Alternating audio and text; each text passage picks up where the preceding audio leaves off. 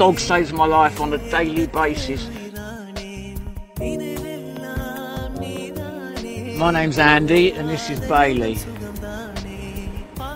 When you're homeless, it can be a pretty unforgiving world. More than anything, it's company. It's having another heartbeat that's on your side. He carries my shopping. He won't allow me to carry anything. He just wants to carry. He just so wants to please all the time. I actually bought him off the street, off a beggar, when he was 4 weeks old. So I give him £12 for him. I took him to the vet the next day, and the vet reckons he was 4 weeks old, and they doped him up with Valium so he wouldn't cry for his mum. So I've had him since then. I had to get him off the drugs. Weaned him. I've had him since, and I haven't touched the Class A drugs since. I'm in temporary accommodation at the moment. I lost my way a good few years ago, and I became involved in heavy drugs, and I've been a heroin and crack addict for about 15 years solidly, in and out of jail. No good to anyone, no good to myself. It was no existence, it wasn't even a life.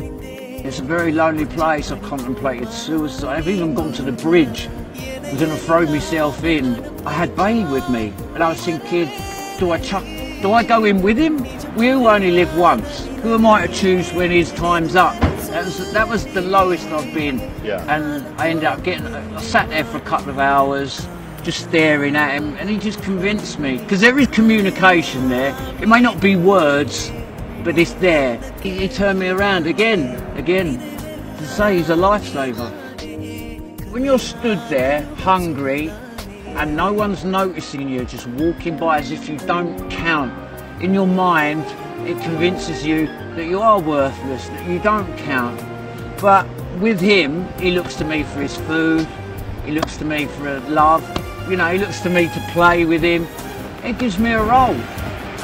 It might even be a tiny role, but it's a purpose. It's a purpose to get up and behave.